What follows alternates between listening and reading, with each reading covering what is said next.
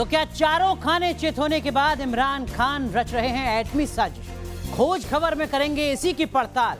बात होगी दिल्ली में बदले पार्किंग नियमों की और रात 9:27 पर हमारी खास पेशकश टुकड़े टुकड़े पाकिस्तान। लेकिन सबसे पहले एक नजर देश और दुनिया की तमाम अहम खबरों पर। नॉर्वे के ट्रॉम्सो में रूसी ऑयल शिप में लगी भीषण आग। शिप में सवार 100 से ज्यादा लोगों को बचाया गया। आग की वजह से आसपास के स्कूल बंद। इंडोनेशिया के पूर्वी मालुकू प्रांत में 6.8 तीव्रता का भूकंप। अब तक 6 लोगों की मौत। भूकंप से कई इमारत धराशायी। तुर्की के इस्तांबुल में भी भूकंप के तेज झटके। भूकंप के बाद शहर में अफरा तफरी का माहौल। किसी के हताहत होने की खबर नहीं। उत्तर प्रदेश के बरेली में महिलाओं की पिटाई का वीडियो वायरल। ग्राम समाज की जमीन पर उपला थोपने को लेकर पुलिस ने महिलाओं से की मारपीट। यूपी के फतेहपुर सीकरी से पुलिस का बेरहम चेहरा आया सामने। युवक की बेरहमी से की गई पिटाई। वारदात सीसीटीवी कैमरे में हुई कैद। मध्य प्रदेश के रतलाम में नाबालिग छात्रा से गैंगरेप के विरोध में हजारों छात्र सड़कों पर उतरे। पुलिस ने भीड़ पर किया लाठीचार्ज। दिल्ली में लूट का विरोध करने पर मर्डर। चाकू मारकर की हत्या। 3 बदमाशों ने वारदात को दिया अंजाम। दिल्ली के शाहदरा में लूट की कोशिश नाकाम। सेंट्रल बैंक ऑफ इंडिया के सामने लूट की कोशिश। पुलिस ने बदमाशों को दबोचा। उत्तर प्रदेश के अंबेडकर नगर से बाइक चोरी की तस्वीर आई सामने। रात में एक शख्स आता है और बाइक लेकर हो जाता है फरार। महाराष्ट्र के कई जिलों में भारी बारिश से बिगड़े हालात। नासिक में उफान पर गोदावरी नदी तो सैलाब में समाये मंदिर। पुणे में तूफानी बारिश ने बरपाया कहर। जगह जगह सैलाब में वहीं गाड़ियां दीवार गिरने से 14 लोगों की मौत। महाराष्ट्र के बारामती में बारिश से भारी तबाही। रिहायशी इलाकों में भरा पानी। निचले इलाकों में हालात सबसे ज्यादा खराब। लैंडस्लाइड की वजह से चमोली बद्रीनाथ हाईवे बंद। सड़क के दोनों तरफ गाड़ियों की लंबी कतार। मध्य प्रदेश के पन्ना में लगातार बारिश के चलते नाले में बहा युवक। रेस्क्यू टीम युवक की तलाश में जुटी। तेलंगाना के सूर्यापेट जिले में यात्री बस पलटी। हादसे में 15 लोग घायल। घायलों में 4 की हालत बेहद गंभीर। पंजाब में ड्रोन से हथियार गिराने की साजिश के तार जोड़ने में जुटी एनआईए। कई इलाकों में चल रहा है सर्च ऑपरेशन। श्रीनगर दौरे से दिल्ली लौटे एनएसए अजीत डोभाल का बड़ा बयान। कहा कश्मीर घाटी में आतंक के खिलाफ और तेज होगा अभियान। पाकिस्तान को एस जयशंकर की 2 टूक। कहा रात में आतंक और दिन में नहीं चलेगा क्रिकेट। दोनों देशों के बीच समस्या कश्मीर नहीं बल्कि आतंकवाद। आतंकी हाफिज के लिए यूएन के आगे गिड़गिड़ाए इमरान खान। आतंकी के परिवार को खर्च के लिए बैंक से पैसे निकालने की दिलवाई मंजूरी। दिल्ली में केजरीवाल सरकार के खिलाफ बीजेपी का हल्ला बोल। एनआरसी वाले बयान पर किया प्रदर्शन। प्रदर्शनकारियों पर वाटर कैनन का इस्तेमाल। अयोध्या केस में बहस के लिए महज 3 हफ्ते का वक्त बाकी। सुप्रीम कोर्ट ने कहा 18 अक्टूबर के बाद ज़रह के लिए एक भी दिन नहीं मिलेगा। चंद्रयान 2 को लेकर इसरो प्रमुख का बयान। कहा लैंडर में खराबी की जांच रिपोर्ट आने के बाद तय होगा आगे का प्लान। ऑर्बिटर कर रहा है अपना काम। जम्मू में पहले इंटरनेशनल फिल्म फेस्टिवल का आगाज। 11 देशों की शॉर्ट फिल्म और डॉक्यूमेंट्री दिखाई जाएंगे। बॉलीवुड के कई सितारे आएंगे नजर। पहलवान योगेश्वर दत्त और पूर्व हॉकी कैप्टन संदीप सिंह लड़ सकते हैं हरियाणा विधानसभा चुनाव। दिल्ली में ली बीजेपी की सदस्यता। पीएमजी बैंक के ग्राहकों को आरबीआई ने दी राहत। रकम निकासी की लिमिट 1000 से बढ़ाकर 10,000 की। बैंक पर नए लोन देने पर रोक जारी।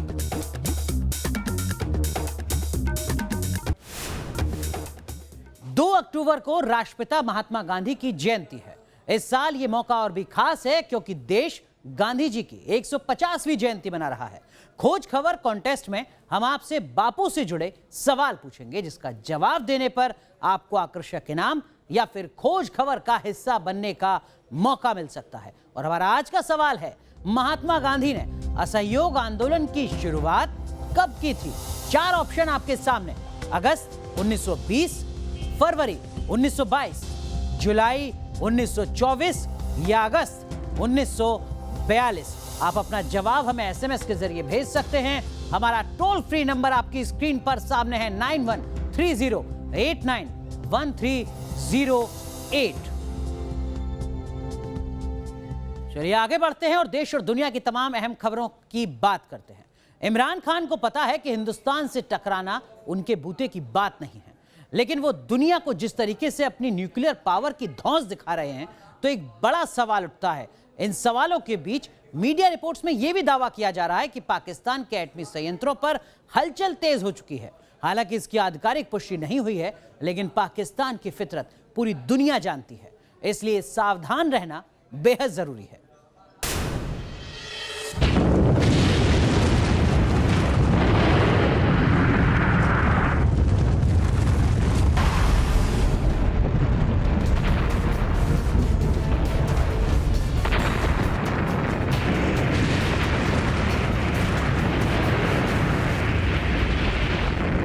This is the time for world to act before this goes too far, because this is the first time after the Cuban crisis two nuclear armed countries are going to come face to face.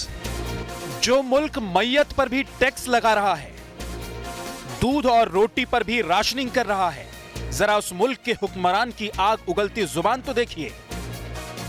बस जंग, बदले और atom bomb की बातें। लेकिन क्या इमरान की ये गिदड़ भभकी अपनी आवाम को धोखा देने की साजिश है, या फिर कश्मीर पर मिली मात की तिलमिलाहट? क्या इमरान खान परमाणु हथियारों के जरिए हिंदुस्तान को ब्लैकमेल करने की नापाक कोशिश कर रहे हैं? दुनिया जानती है कि पाकिस्तान ने हिंदुस्तान के खिलाफ आतंकवाद को जरिया बनाया हुआ है, लेकिन कश्मीर पर उसकी तमाम साजिश नाकाम हो गई, तो अब वो एटमी जंग की गिदड़ भभकी देने लगा। वो एटम बम की जो उसने चोरी छिपे स्मगल कर बनाए हैं। इस बीच पाकिस्तान की एटमी फैसिलिटी को लेकर नए दावे सामने आ रहे हैं। दावा किया जा रहा है कि कहूटा में मौजूद खान रिसर्च लैब के अलावा कई दूसरी जगहों पर भी पाकिस्तान नई एटमी साजिशें बुन रहा है।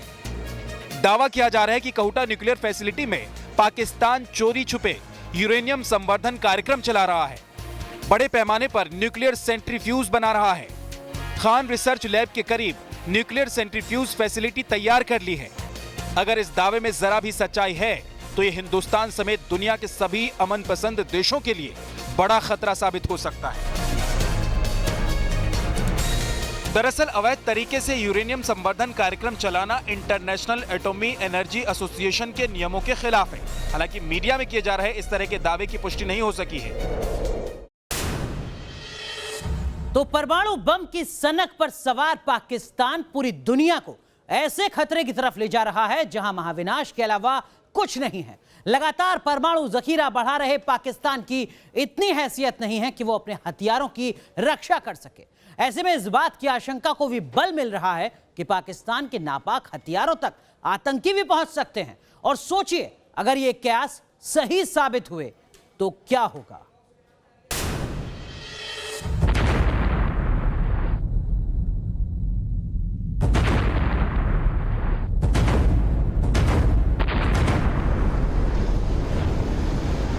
पाकिस्तान की परमाणु हथियारों की भूख ने एक बार फिर दुनिया को महाखतरे और महाविनाश की तरफ धकेल दिया है। अपनी सुरक्षा के नाम पर पाकिस्तान महाविनाश के हथियारों का धड़ल्ले से निर्माण कर रहा है। पाकिस्तान दुनिया के 8 परमाणु शक्ति संपन्न देशों में से एक है और एक ऐसा देश भी जो दुनिया के लिए सबसे बड़ा खतरा पैदा करता है।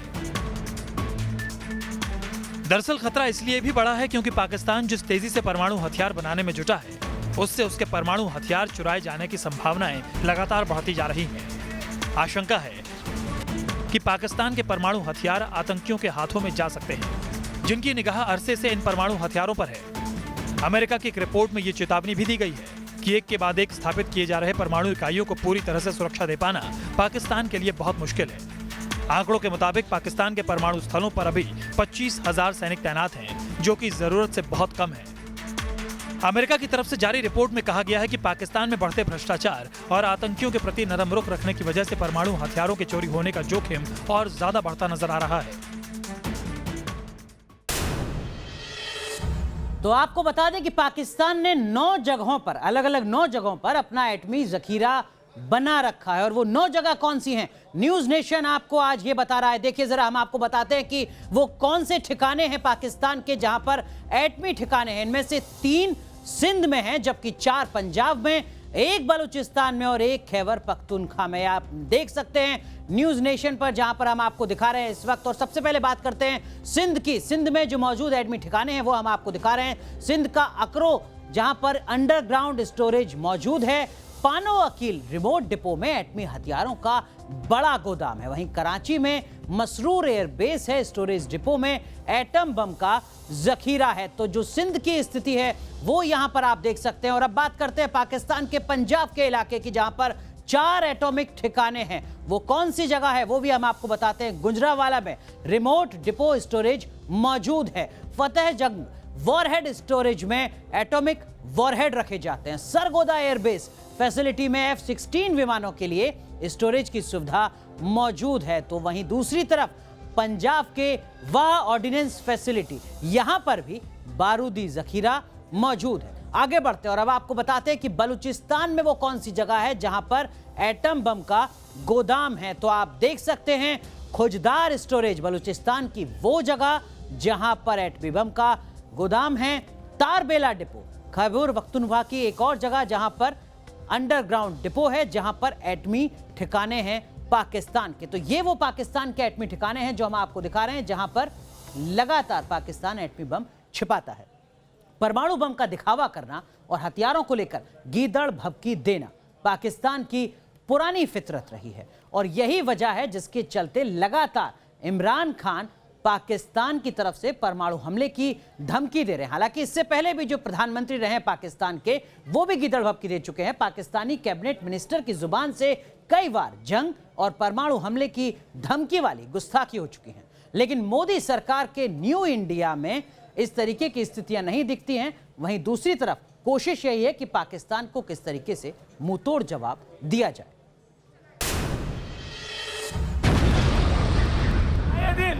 हमारे पास न्यूक्लियर बटन है, न्यूक्लियर बटन है, यही कहते थे।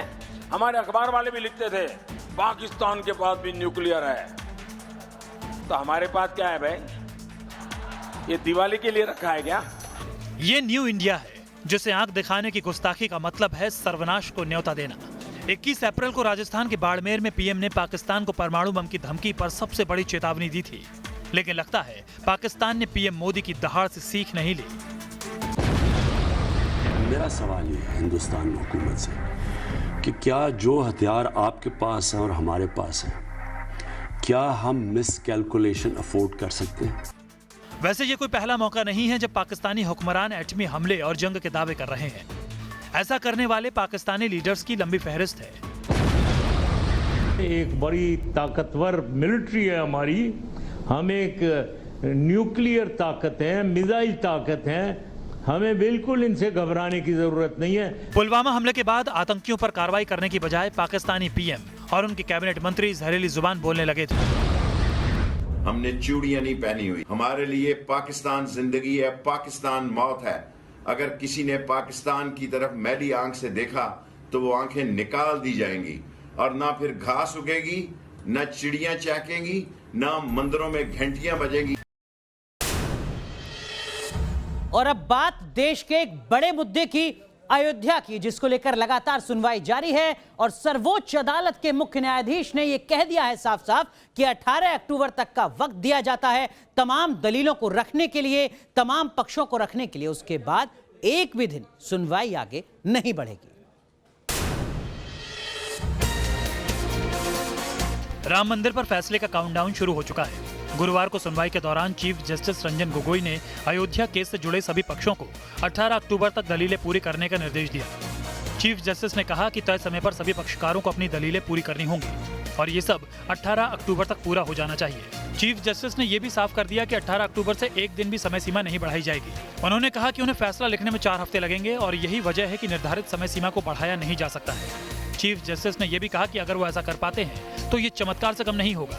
सुप्रीम कोर्ट ने सारी पार्टीज से पूछा कि आप हमें बताएं कि फर्दर कोर्स ऑफ एक्शन क्या होगा, कितने टाइम के अंदर लोग पार्टीज अपनी बहस कंक्लूड करेंगी कि 18 अक्टूबर से पहले हम जजमेंट रिजर्व कर पाएं। क्योंकि अगर 18 अक्टूबर के बाद सुनवाई जारी रहती है तो हमारे लिए ह्यूमनली पॉसिबल नहीं होगा जजमेंट देना, क्योंकि बीच में दिवाली हॉलीडेज़ भी आ रही हैं। तो उम्मीद है कि 18 अक्टूबर से पहले इस मामले में सुप्रीम कोर्ट अपना जजमेंट रिजर्व करे। सीजीआई ने दोनों पक्षकारों से अपनी जिरह पूरी करने की तारीख के बारे में भी पूछा। इस पर हिंदू पक्ष को 28 सितंबर और 1 अक्टूबर को जवाब करने का समय मांगा, जबकि सीजीआई ने मुस्लिम पक्षकार के वकील राजीव धवन से रिजॉइंडर के लिए 2 दिन की मोहलत को कम बताया। 17 नवंबर को चीफ जस्टिस रिटायर होने वाले हैं। इसी वजह से अब अयोध्या मामले में फैसला आने की उम्मीद जताई जा रही है। आज की सुनवाई के दौरान चीफ जस्टिस ने 2 बार इस बात को साफ कर दिया कि अब अयोध्या केस की सुनवाई में कोई बाधा नहीं होगी। तय समय में सुनवाई पूरी हो जाएगी और तय समय में फैसला भी आ जाएगा, यानी वो फैसला जिस पर पूरे देश की निगाह है, करीब 50 दिनों के अंदर आपके सामने होगा। और अब बात बैंक घोटाले मामले की, जिसमें ईडी ने शरद पवार के खिलाफ केस क्या दर्ज किया। सियासत तेज हो गई।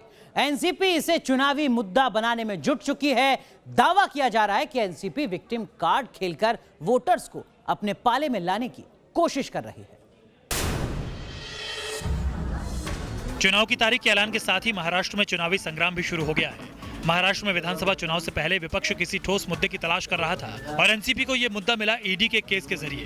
अब एनसीपी शरद पवार पर ईडी की कार्रवाई को विधानसभा चुनाव में बड़ा मुद्दा बनाने की रणनीति तैयार कर रही है। संविधान पर पूरा भरोसा रखने वाला व्यक्ति हूँ। अगले 1 महीना महाराष्ट्र का चुनाव है, इसलिए महाराष्ट्र के जितना ज्यादा डिस्ट्रिक्ट पे जाने का मुझे समय मिलेगा, इतने ज्यादा दिन मैं बम्बई के बाहर रहने वाला हूँ। दावा किया जा रहा है कि एनसीपी केंद्र सरकार पर ईडी के गलत इस्तेमाल का आरोप लगाकर सहानुभूति बटोरने की कोशिश कर सकती है। दूसरी तरफ मुख्यमंत्री देवेंद्र फडणवीस ने कहा है कि ईडी कोर्ट के आदेश का पालन कर रही है, सरकार का इसमें कोई रोल नहीं है। हाईकोर्ट के निर्देश के अनुसार ये एफआईआर दाखिल हुई थी, तो नियमानुसार ईडी ने उसका इंफॉर्मेशन लिया है, उसको रजिस्टर किया है।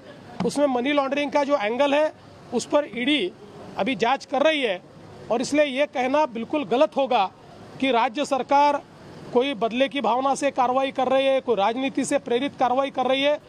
सारे आरोप प्रत्यारोप के बीच केस दर्ज करने की टाइमिंग को लेकर सवाल उठाए जा रहे हैं। महाराष्ट्र विधानसभा चुनाव से ठीक पहले एनसीपी सुप्रीमो शरद पवार के खिलाफ ईडी का यूं मुकदमा दर्ज करना और फिर जांच शुरू करना, यह एनसीपी की बदकिस्मती है या फिर कोई सियासी दाव, फिलहाल ये कहना मुश्किल है। लेकिन देखना यह भी दिलचस्प होगा कि इस पूरे मुद्दे को भुनाने में लगी एनसीपी को आगामी विधानसभा चुनाव में इसका फायदा पहुंचता है या फिर इसका नुकसान उठाना पड़ता है।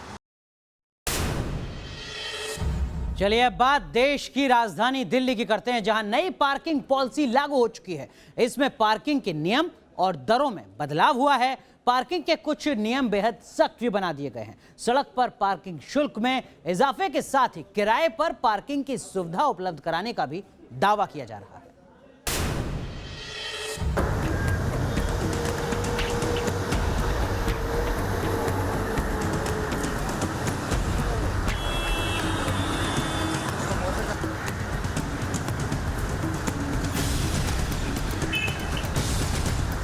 आप दिल्ली में रहते हैं और बाइक या कार का इस्तेमाल करते हैं तो आपको पार्किंग को लेकर जागरूक होने की जरूरत है, क्योंकि दिल्ली में पार्किंग को लेकर बड़ा फैसला हुआ है। पार्किंग के नियम और शुल्क में बड़ा बदलाव किया गया है। दिल्ली में पार्किंग करना अब आपकी जेब पर भारी पड़ सकता है। नए नोटिफिकेशन के मुताबिक अब ऑन स्ट्रीट और ऑफ स्ट्रीट और पीक आवर्स के हिसाब से पार्किंग होगी। साथ ही साथ प्रदूषण का स्तर बढ़ने पर भी जो ये पार्किंग के रेट्स हैं उनको बढ़ा दिए जाएंगे। पार्किंग के नए नियम के मुताबिक 2 पहिया, तिपहिया, ई रिक्शा के लिए 200 रुपए पार्किंग चार्ज लगेंगे। कार, जीप, वैन के लिए 500 रुपए पार्किंग शुल्क लगेंगे। हल्के माल वाहन को 1000 रुपए देना होगा। बड़े ट्रकों को 2000 रुपए देने होंगे। 60 फीट से चौड़ी सड़क पर ट्रैफिक पुलिस गाड़ी जब्त करेगी। कम चौड़ी सड़कों पर सिविक एजेंसी जुर्माने के लिए गाड़ी उठा सकेगी। नए पार्किंग नियम ही सख्त नहीं हुए हैं, बल्कि अगर जब्त वाहन को छुड़ाने में देरी हुई तो जुर्माना 2 गुना हो जाएगा। 90 दिन तक जब्त वाहन नहीं छुड़ाने पर उसे नीलाम कर दिया जाएगा। विकास मार्ग पर किसी कस्टमर ने आना है तो उसको ये सोचना पड़ेगा कि मैं इस समय जा रहा हूँ तो मुझे इस समय कितने पैसे देने पड़ेंगे। सपोज उसकी जेब में पैसे ही उतने जितना का उसने सामान खरीदना है और पार्किंग के लिए पैसे नहीं हो पाए तो वो कहाँ अपनी गाड़ी खड़ी करेगा। जब गाड़ी खड़ी करने की जगह ही नहीं मिलेगी या इस असमंजस की स्थिति में रहेगा तो बाजार में आने का क्यों हमारे यहाँ बाजार में आएगा वो। आम लोगों के बीच पार्किंग के नए नियम को लेकर नाराजगी देखी जा रही है। सरकार ये जो पॉलिसी लाई है और ये जो रेट बढ़ाए हैं इसने पार्किंग के, तो ये बिल्कुल नाजायज कहा जाएगा। गाड़ी यहाँ पे खड़ी है, मैं अपनी गाड़ी कहाँ खड़ी हूँ? आज मैंने गाड़ी खड़ी करी है तो क्या मैं एक ऐसा घर बनाऊँ कि मैं अपनी छत पे पार्किंग करूँ?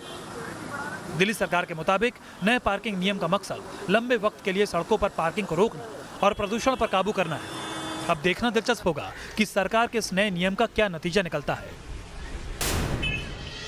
पाकिस्तान ने किस तरह हिंदुस्तान में जासूसी का जाल बिछा रखा है, उसका खुलासा गुरदासपुर में पाकिस्तान के लिए जासूसी करने वाले एक शख्स के बयान से हो जाता है। आरोपी का नाम विपिन है और उसने खुद कबूल किया है कि वो 1 साल से ज्यादा वक्त से पाकिस्तान को भारतीय सेना के बारे में संवेदनशील सूचनाएं भेज रहा था। क्या कुछ वो कह रहा है, दिखाते हैं आपको। मेरा नाम विपिन सिंह है ਤੇ ਮੈਂ ਜੂਨ 2018 ਤੇ ਇਹਦੇ ਕੰਟੈਕਟ ਵਿੱਚ ਰਿਹਾ ਸੀ। ਕੀ ਨਾਮ ਸੀ ਬੰਦੇ ਦਾ? ਵਜ਼ੀਰ ਅਹਿਮਦ ਦਾ। ਕਿੱਥੋਂ ਦਾ ਸੀ? ਤੇ ਪਸ਼ਾਵਰ ਦਾ ਸੀ। ਤੇ ਇਹਨੇ ਮੈਨੂੰ ਫੋਨ ਕੀਤਾ ਸੀ ਤੇ ਮੈਨੂੰ ਕਹਿੰਦਾ ਸੀ ਲੋਕੇਸ਼ਨਾਂ ਭੇਜ ਆਰਮੀ ਦੇ ਕੈਂਟ ਦੀਆਂ। ਅੱਛਾ। ਤੇ ਸਰ ਮੈਂ ਲੋਕੇਸ਼ਨਾਂ ਭੇਜਤੀਆਂ, ਮੈਂ ਗੇਟ ਦੀ ਲੋਕੇਸ਼ਨ ਭੇਜਤੀ ਤੇ ਦੀਵਾਰ ਦੀ ਲੋਕੇਸ਼ਨ ਭੇਜਤੀ ਤੇ ਕੁਆਟਰਾਂ ਦੀ ਲੋਕੇਸ਼ਨ। ਫੋਟੋਆਂ ਕਿਹੜੀ ਭੇਜੀਆਂ ਸੀ? ਫੋਟੋਆਂ ਉਹੀ ਕੁਆਟਰ ਵਾਲੀਆਂ। ਅੱਛਾ। ਸਾਰੀਆਂ ਲੋਕੇਸ਼ਨਾਂ ਤੇ ਭੇਜਤੀਆਂ ਮੈਂ ਇਹਦੇ ਬਦਲੇ ਮੈਨੂੰ ਉਹ ਮੁਹੰਮਦ ਜਿਹੜਾ ਇਹ ਬੰਦਾ ਉਹਨੇ ਭੇਜਿਆ ਅਹਿਮਦ ਦਾ ਤੇ ਉਹਨੇ ਉਹਨੂੰ ਫੋਨ ਕੀਤਾ ਕਿ ਉਹਦੇ ਬਾਅਦ ਤੋਂ ਮੈਨੂੰ ਮਿਲਿਆ ਉੱਥੇ। ਉਹਨੇ ਮੈਨੂੰ ਪਹਿਲੇ 10,000 ਰੁਪਇਆ ਦਿੱਤਾ। ਕਿੱਥੇ ਦਿੱਤਾ? ਪਠਾਨਕੋਟ? ਪਠਾਨਕੋਟ ਦਿੱਤਾ। ਅੱਛਾ। 10,000 ਰੁਪਇਆ ਤੇ ਮੈਂ 10,000 ਰੁਪਇਆ ਲਿਆ ਤੇ ਮੈਂ 10,000 ਰੁਪਇਆ ਖਾ ਲਿਆ ਤੇ ਉਹਦੇ ਬਾਅਦ ਤੋਂ ਮੈਂ ਫਿਰ ਮੈਨੂੰ ਮਿਲਿਆ ਦੀਨਾਨਗਰ ਮਿਲਿਆ ਮਈ ਦੇ ਵਿੱਚ। ਹਾਂ ਮਈ ਦੇ ਵਿੱਚ ਮੈਨੂੰ ਦੀਨਾਨਗਰ ਮਿਲਿਆ ਤੇ ਉਹਦੇ ਬਾਅਦ ਤੋਂ मैं उन्हें ਮੈਨੂੰ ਉੱਥੇ ਬੱਸ स्टैंड से मिलिया। और अब वक्त है लकी विजेता के नाम के ऐलान का। कल हमने आपसे पूछा था आतंकी संगठन जैश ए मोहम्मद का सरगना कौन है। हमने आपको 4 विकल्प दिए थे, मसूद अजहर, हाफिज सईद, अबू बकर अल बगदादी, सैयद सलाउद्दीन। और इसका सही जवाब है ए यानी मसूद अजहर। और खोज खबर कॉन्टेस्ट के विजेता हैं आज के जयपुर राजस्थान से विजय शर्मा। विजय जी को न्यूज नेशन परिवार की ओर से हार्दिक बधाई। आप भी उनकी तरह सवाल का जवाब देकर आकर्षक इनाम या खोज खबर में शामिल होने का मौका पा सकते हैं। चलिए यहां रुकेंगे एक छोटे से ब्रेक के लिए। आगे आपको दिखाएंगे हमारी खास पेशकश, टुकड़े टुकड़े पाकिस्तान।